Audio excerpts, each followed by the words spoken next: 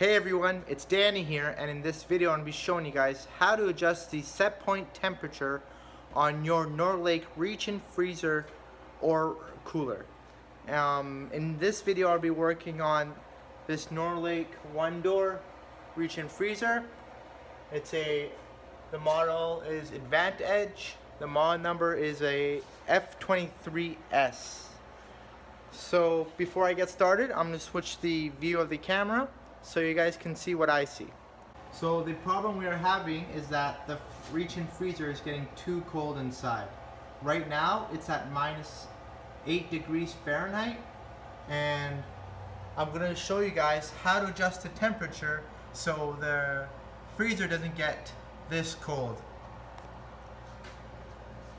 So in order to adjust the temperature, either to make it warmer or colder, what you want to do is first push the mode set button until the ST shows up. Once the ST shows up, you want to push it again, and then you see a blinking number. Now that blinking number is the temperature at which the compressor stops. So that's the coldest that your freezer or cooler will get. So obviously the previous person didn't know what they were doing and they just made it too cold. So I'm going to adjust it and make it warmer inside.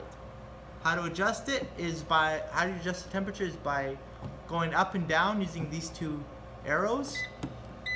So you can make it colder or warmer